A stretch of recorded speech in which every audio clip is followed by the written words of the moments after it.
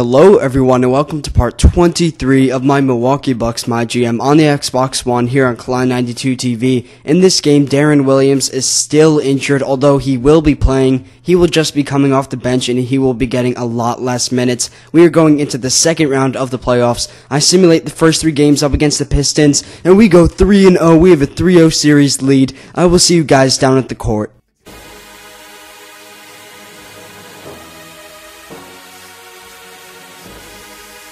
Big Will in the building. Big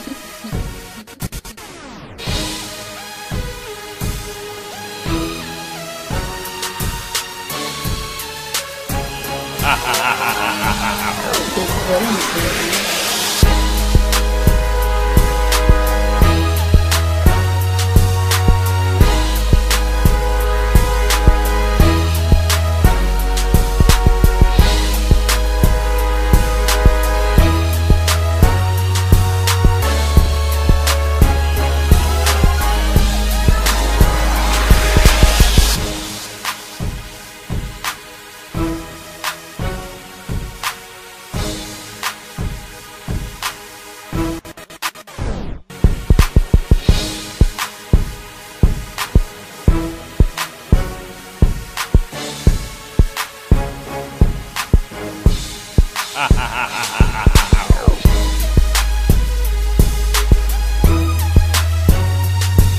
Welcome to Detroit for this Game 4 matchup up against the Detroit Pistons. A fun fact is that we've actually played the Pistons the second most out of all teams in this series entirely. I think we have faced the Pistons twice up until this point.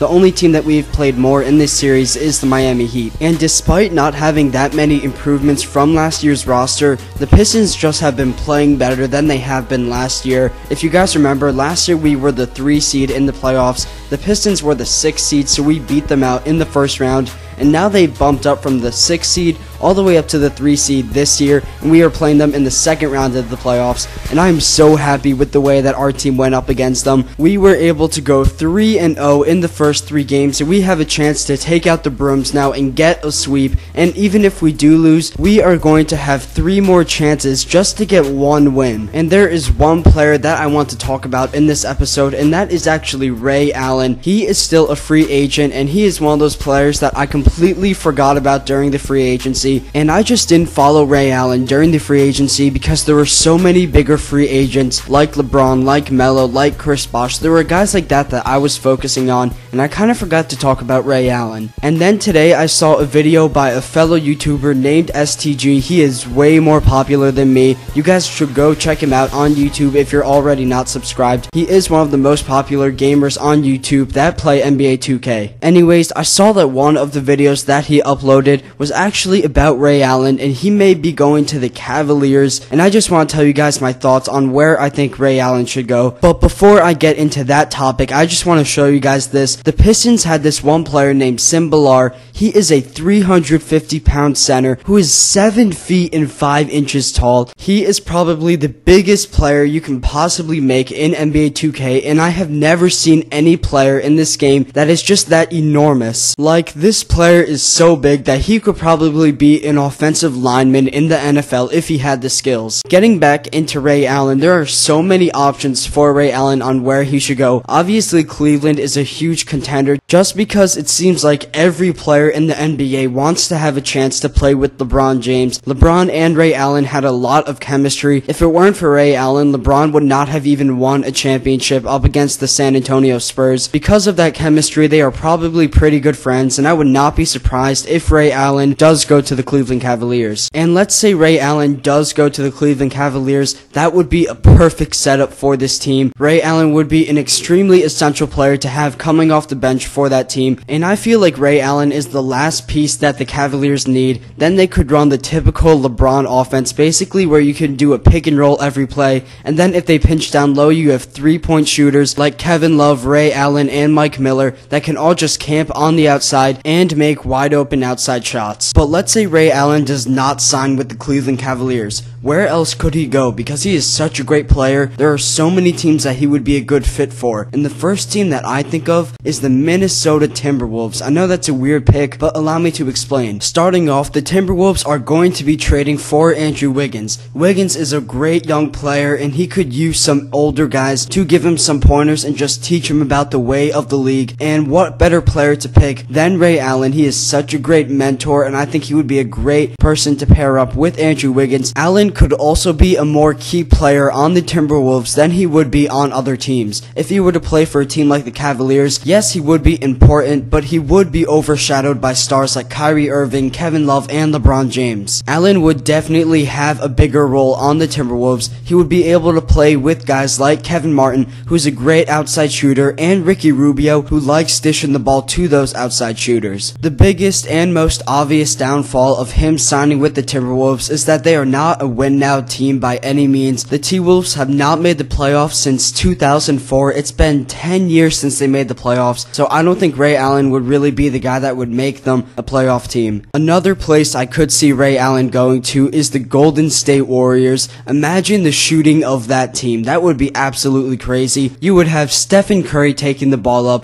Klay Thompson playing shooting guard, and then you would have Ray Allen off the bench. Those are three of the best shooters in the entire league, and if you were to take them and put them on one team, they would be able to do some amazing things from behind the three-point line. So there's always that option, and the last option I feel that Ray Allen has is to re-sign with the Miami Heat. I feel like Allen has the least reason for signing with the Heat, but there are some reasons to do so, and the biggest positive from signing with the Heat would be that Allen would not come off like a ring chaser. If Ray Allen signs with a team like the Cavaliers, people may look at his career and say he only signed with good teams just because he wanted to win more NBA championships. Ray Allen signed with the Boston Celtics in 2007 when they were on the rise with KG and Paul Pierce, and then in 2012 he signed with the Heat the year after the Heat won the championship over the OKC Thunder. So if Ray Allen re-signs with the Heat, he won't leave that impression that he's only trying to win games, and maybe he'll earn more respect for that, but at the same time he is not going to win a championship in Miami. So you guys can tell me in the comments section below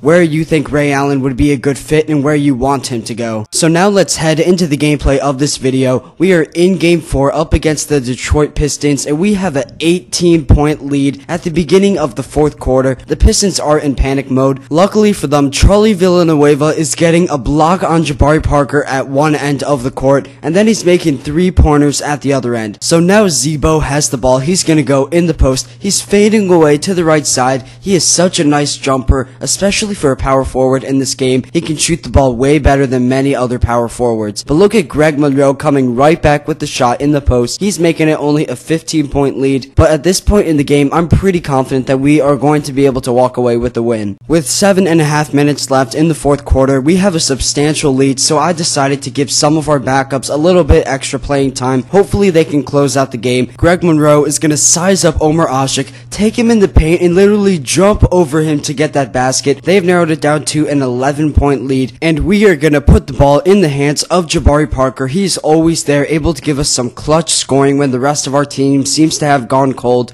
and he's making that fadeaway jumper to the left side. There is 5 minutes left in the 4th quarter and possibly 5 minutes left in the Pistons season. They are fighting for their lives at this point. They do not want to go home to the same team 2 years in a row. So Brandon Knight is trying to cross up Brandon Jennings. He's going to give it to Omer Asik in the post, and he's got a better outside shot than I thought. I decided to experiment with that outside shot right here on Andre Drummond, fading away at the elbow, and he's knocking that down. Now we're passing it up to Vince Carter. Andre Drummond tries getting the steal, and they end up leaving Brandon Knight wide open for 3. That may have just been the dagger to this game. They cannot afford to make poor decisions like that, but now they're giving Brandon Knight a clear path down court. He's going to drive in, force Andre Drummond to come up on him, then he'll pass it out to Larry Sanders for that little short range shot on the left side. Kentavious Caldwell-Pope is missing that 3-pointer. Jabari Parker gets the rebound, and I try passing the ball out to Vince Carter. It got stolen away, and now they're playing a little bit of hot potato with the ball and the rim. Finally, Andre Drummond is able to make that shot to make it a 12-point game, but it will not be enough. The Milwaukee Bucks will be moving on to the Eastern Conference Finals after defeating the Pistons 108-94. The Pistons have been knocked out of the playoffs by the Milwaukee Bucks now 2 years in a row. And you guys will not believe who we are going to play against in the Eastern Conference Finals, but before you see that, here are your final game stats. Jabari Parker and Brandon Jennings led the way for their teams, and look who we are playing in the Eastern Conference Finals after beating the Miami Heat last year in the second round thanks to a three-pointer by Brandon Knight. We faced the Miami Heat again, this time in the Eastern Conference Finals, and the Heat are definitely looking for revenge. Last year, the Heat were trying to four-peat because they did win in their third season, and we took that away from them, so they are looking for their revenge in the next episode. You could see that the Western Conference Finals are the Thunder and the Clippers, so that should be a good series as well. Anyways, I hope you guys are excited for the next episode in this series. I hope you guys had a fun time watching this video. Be sure to have a great day. God bless you guys. Bye.